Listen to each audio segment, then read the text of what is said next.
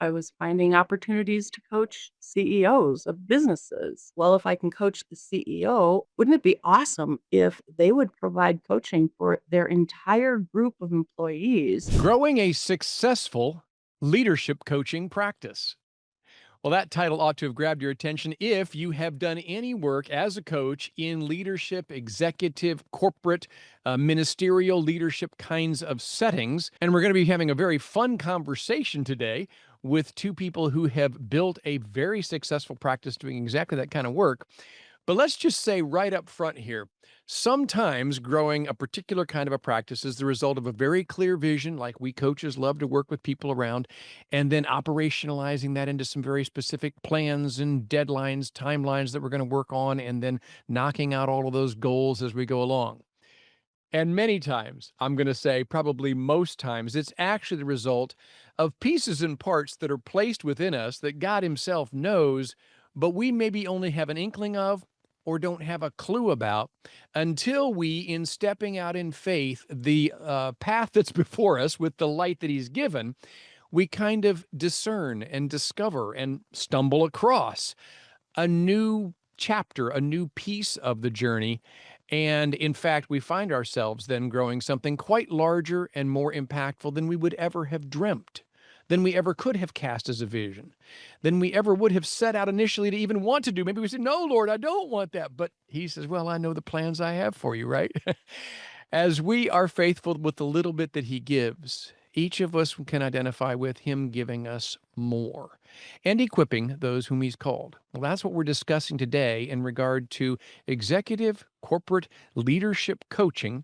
And Kim, let our listeners know who's joining us to unpack this huge discovery process. I'm excited. We have a dynamic, rare mother daughter duo joining us today. First off, we have Diane Overgard, who is the founder of 45 Degrees Coaching and a seasoned executive coach with a background in adult education. For over 20 years, she's helped professionals grow by creating spaces filled with trust, laughter, and lasting transformation. Her belief is that work thrives best when life at home does too. Joining her and us is her daughter, Brooke, who now serves as CEO of 45 Degrees Coaching. With 15 years in senior leadership, she brings empathy, creativity, and clarity to her coaching, whether working with executives, onboarding new coaches, which I'm really eager to hear about, or leading teams with purpose. So together they embody not just coaching excellence, but a powerful legacy of leadership and wholehearted living. So welcome to the podcast, Diane and Brooke. Thanks so much for having us. It's great to be with you, and I'm so excited. We love coaches. So I'm so excited that we get to speak to some of the coaches that are part of your community. Definitely. Diane, I'm going to start with you because just the little bit that we chatted before we began recording today made me realize you and I share a very similar path. We trained to become coaches back in the early 2000s, back when people were saying, "Now, what sport do you coach?" And your path was a little circuitous, as is most of ours on this journey. So set our listeners up with a little bit of background, Diane. Sure. Well, my coaching story begins with my very first formal coach training class at ILCT, Institute for Life Coach Training, with a great instructor whose name happened to be Chris McCleskey. And that was almost 20 years ago. My history before I became a coach was that I was a licensed parent educator. I'd written a couple of Christian parenting books. I was all about parenting. I was about family. I was about children. And so I was a life coach and I coached mostly people around family issues. Then I got divorced and I started being really passionate about coaching, especially women who were going through divorce. I coached a lot of people around relationships and stronger marriages, but I still was very much in the family environment of coaching. And then I was asked to serve as a member of a board of directors for a nonprofit that was surrounded around issues for children. And so, as a part of that board, I got more acquainted with business leaders in our community. And then I was prompted to join the Chamber of Commerce. And pretty soon I was having networking meetings with corporate leaders. I was finding opportunities to coach CEOs of businesses. And then that led to, well, if I can coach the CEO or if I can coach their top leaders, wouldn't it be awesome if they would provide coaching for their entire group of employees? And it could be an employee HR benefit. And so employees could have coaching and it would be paid for by their employer. Well, this caught on like wildfire. And I tell you, this whole stream of life events, because um, it's an example of one of my favorite quotes by Corey Ten Boom. And it goes like this: every experience I have, every person I meet is the perfect preparation for my future, which only God knows. When I started coaching, I thought I was probably going to coach parents. I had no idea I was going to coach leaders, corporate executives. Diane, it's funny that I can remember you back when you first took that course. I guess you said it was in 2004. I wouldn't have remembered that, but it was when we didn't even have the institute fully established. It was the Professional Christian Coaching Program at that point. I think Judy Santos was co-teaching with me. So that would have been about the same season that Kim and I connected as well. But for whatever reasons, certain students stand out, and you were one of those. And I have tracked at a distance the growth of your practice over time. I remember knowing that some things blew up on the personal front, as you shared there, just like the divorce, not in the script, not part of what the kind of coaching that you were doing any longer really fit with, and so you modified that. But the name that you chose, 45 Degrees Coaching, I remember being intrigued by that and seeing your little diagram of kind of an X and a Y graph with that 45-degree angle going up there. And it seems to me that it has served you really well. It has instant translation into the corporate setting, but just kind of give our listeners the background on that. And then, yeah, Brooke, we're going to bring you in here from that corporate background piece. Right. So when I first named my coaching business, it was Find Joy Coaching. And then when I started working more with corporations, people would say, are you sure that's who I have to write the check to? We don't, in our corporation, we don't write a check for joy.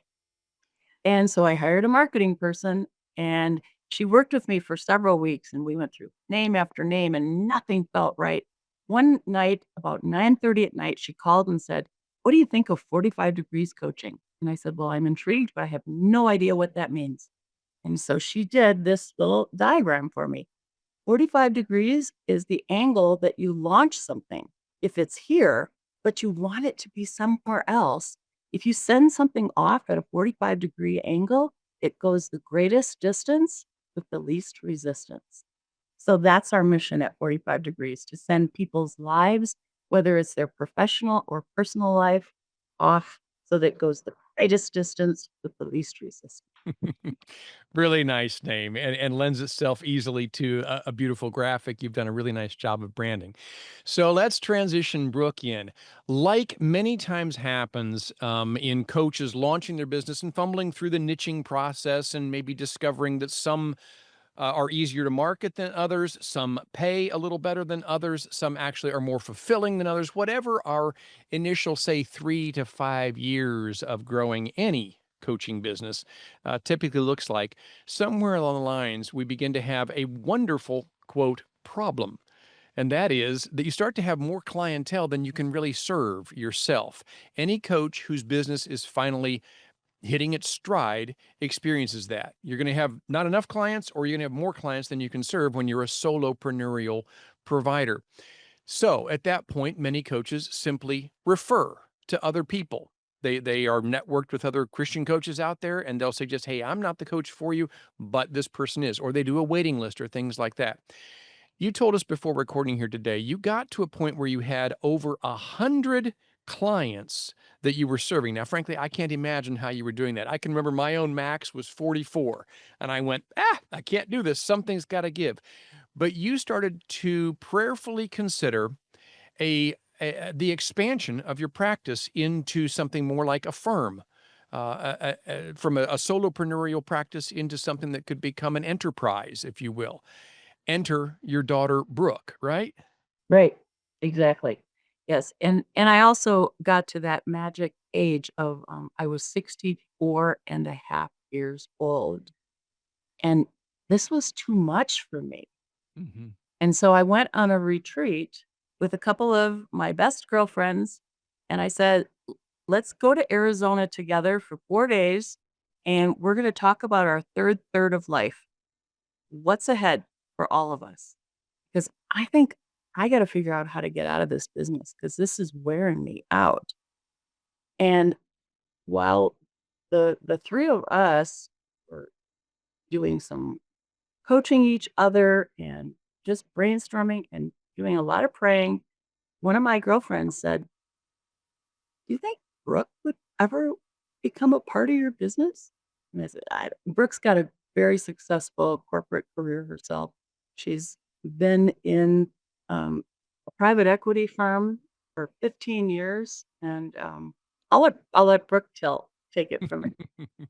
I think that's a very nice transition because if I've caught the timeline, that was around 2019 or so, just before the huge bomb of the COVID nightmare hit the entire world. And Brooke, yeah, we want to tee you up here. You were in a tremendously successful corporate setting for, I think you said you told us about 15 years or so. And 2019, 2020 hit, and you had a similar kind of a God moment, right? In your private life.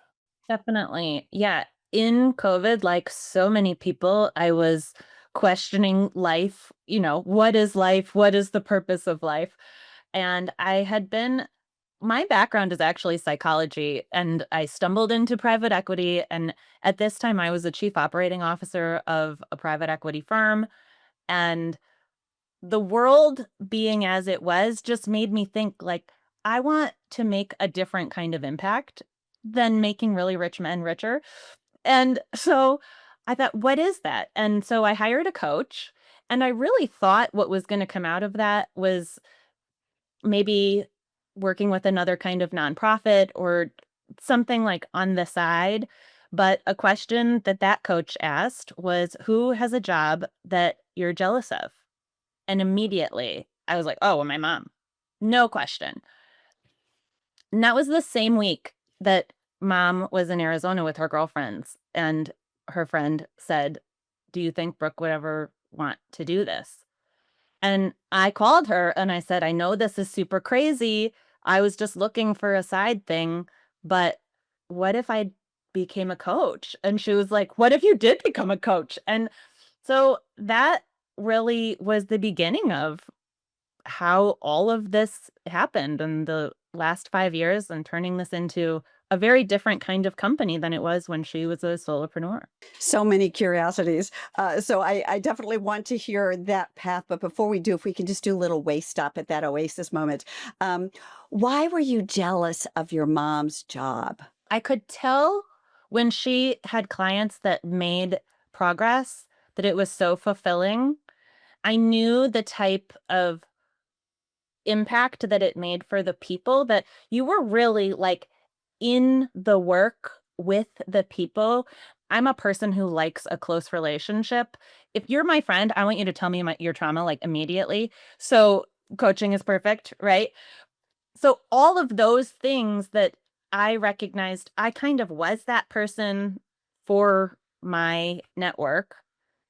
I had this background and interest. The books that I read for free were coaching book, like just for fun, were coaching books. All the stuff that I enjoyed doing was the stuff that she got paid for. Yeah.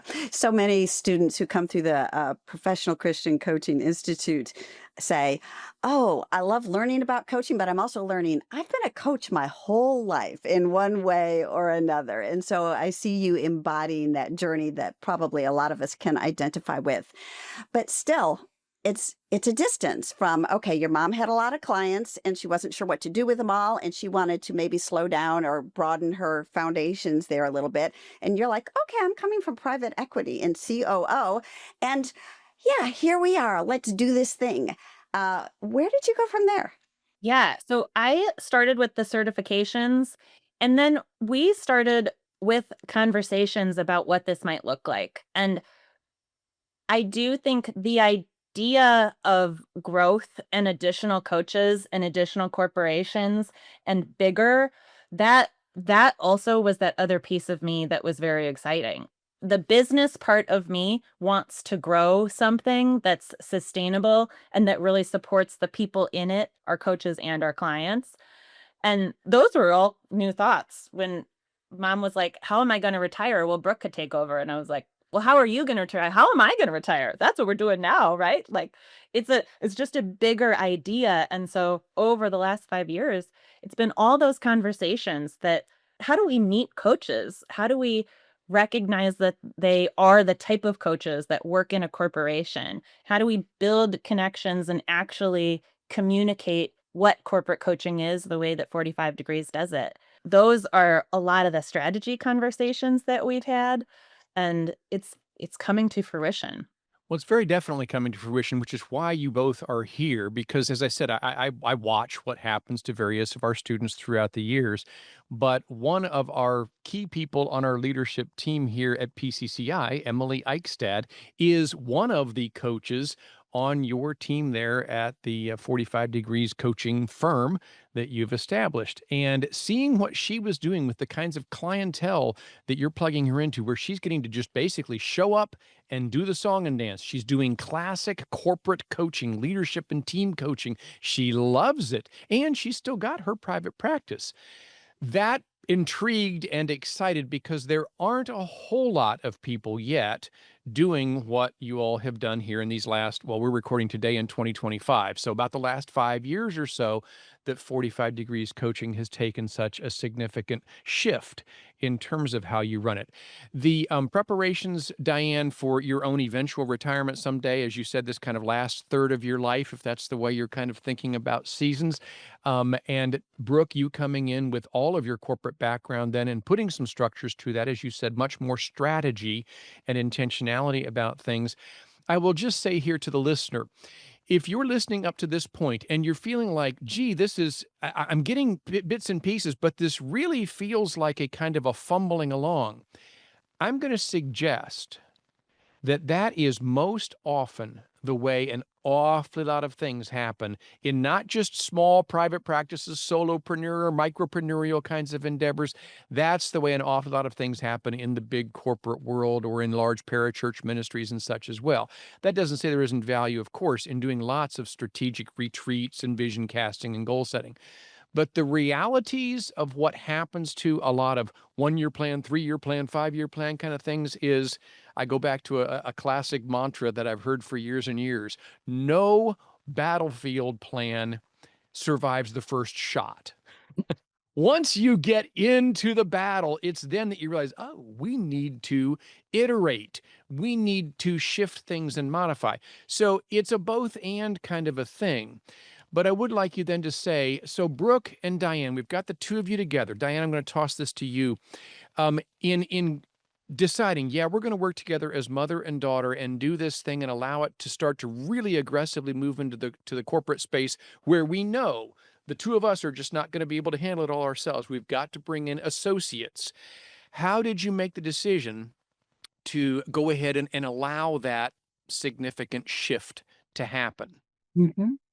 Well, we started something called the CIA, which stands for Corporate Impact Association.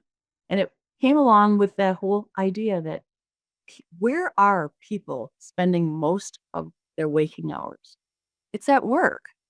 And so we want to make a big impact in more corporations.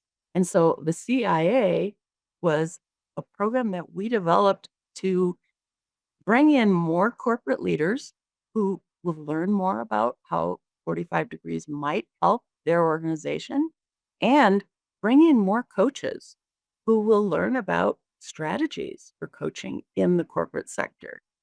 And so we have a community of people that get together, and it's a program that meets over the course of almost 3 months, and we do very hands-on experiences of these are the kinds of things we bring to corporations.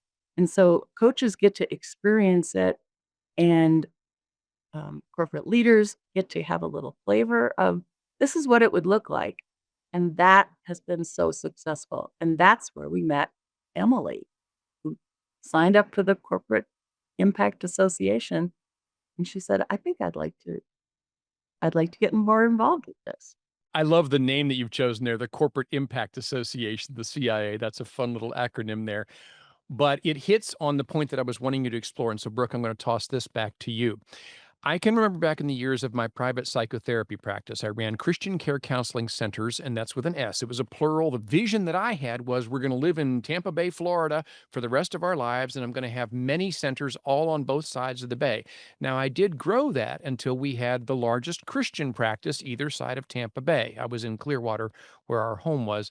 But one of the things that I experienced personally as a leader and as an administrator was that adding in therapists and interns and staff to make things work became one of my greatest drains. It was not an energy gainer for me, it was a drain. I was not ideally suited for that. It worked.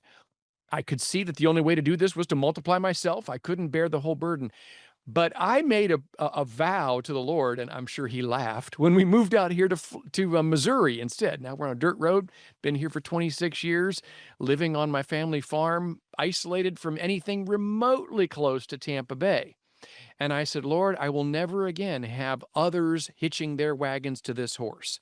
I don't want a cadre of others. And here I am running this institute with 40 some odd people all over the world, right?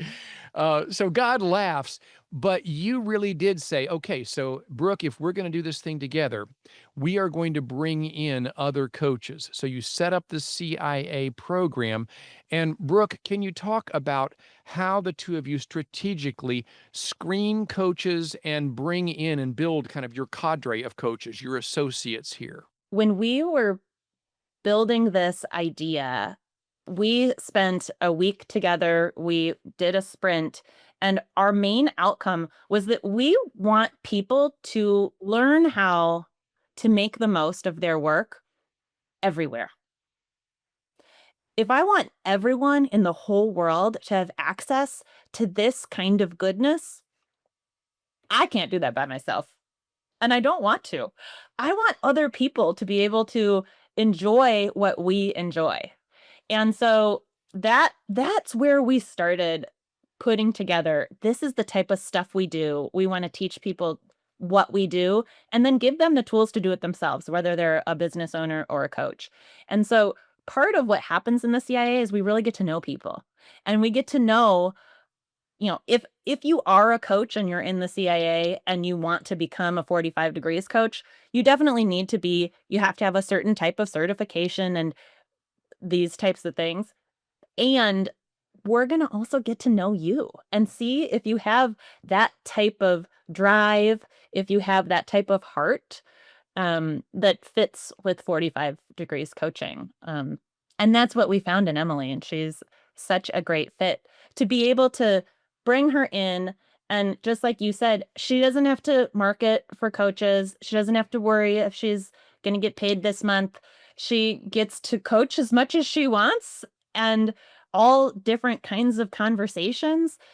We are so grateful to have her on our team expanding the impact, just like was the goal. And so that's where we're looking to go, to be able to give that gift to our coaches and then expand that gift to our clients. I love your emphasis on relational equity and impact and doing life together, especially in this virtual world. And I know, Brooke, that you and your mom actually don't live even in the same state. And I suspect the coaches that work with you and for you are scattered everywhere. And it's a little bit of a challenge sometimes to do life virtually. How is it you do that and, have it really make the impact you want it to? It's really intentional.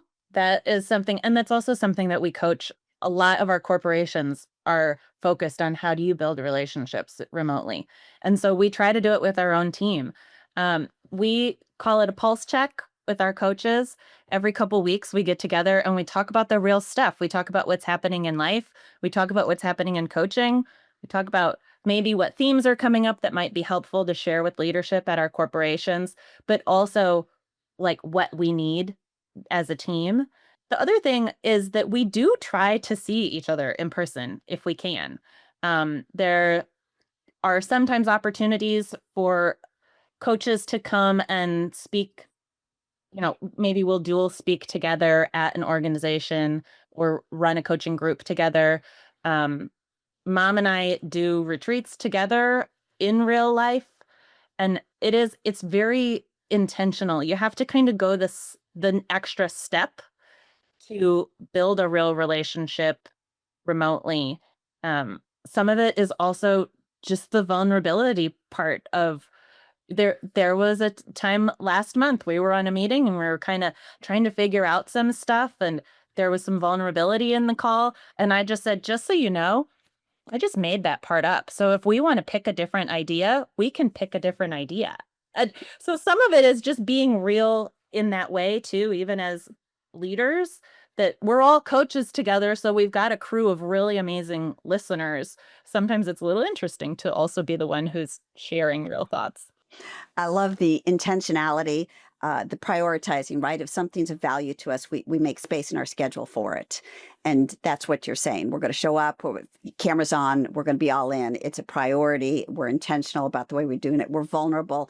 And I'm so glad you create opportunities to do it skin to skin because that is irreplaceable. It's very hard in this digital age, but it is irreplaceable. It has been so fascinating learning from both of you. And I can't thank you enough for being here today. And just to mention some of the golden nuggets that I'm walking away with, in case it's helpful to anyone else, is some of the themes are like, listen to your life. We don't always know things in advance. So pay attention and reflect on what's happening in the moment. Listen to God. Things rarely go as planned, to Chris's point, right? We have to be adaptable, but we do know someone who knows everything. I know a guy, right? And he knows everything. And so we want to be listening to our life and listening to God. I love that you both use your unique gifts to create something synergistically more powerful than either of you alone. And God made us the way we are for a reason, and we want to lean into our gifts, but then invest in relationships. None of us are going to make as great an impact if we are all just going it on our own. We were created to live and work in community, and what you're creating and have created is a beautiful example of that. So there may be coaches listening who are like, I have some interest in this subject, or maybe even in the Corporate Impact Association. They could even tell their spouse they're thinking about joining the CIA. So could you give them just a little bit of information or a way that they could learn more? Yeah. So the Corporate Impact Association, as we've said, it's for anyone who wants to make the most of their 90,000 hours that they spend at work, whether you're a leader or a coach. And we help you do that for yourself and then give you the tools to help other people do it as well.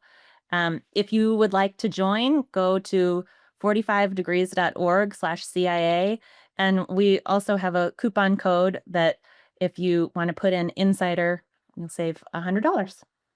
That's a mighty attractive offer there. I still love the acronym. That's just so funny. So let me give that again for our listeners.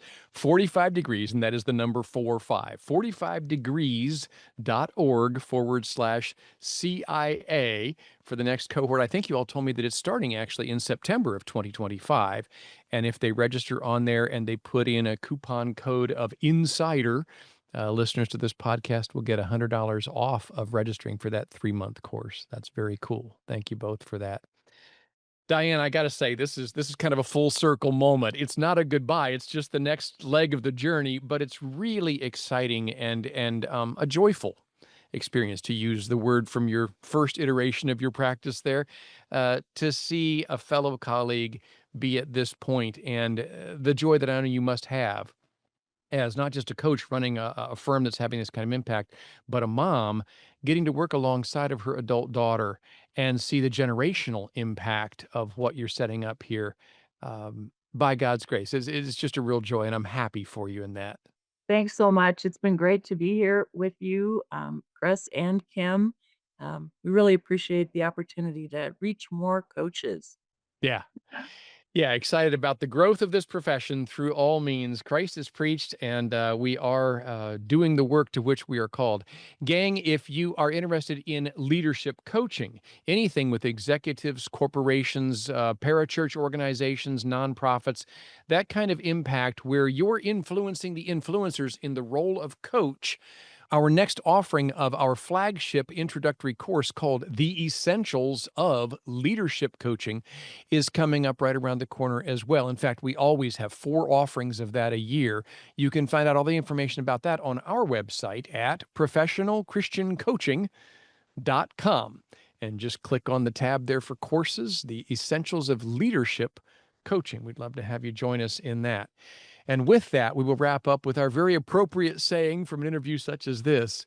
Gang, you keep raising the standard of coaching and changing the world. God's richest blessings to you.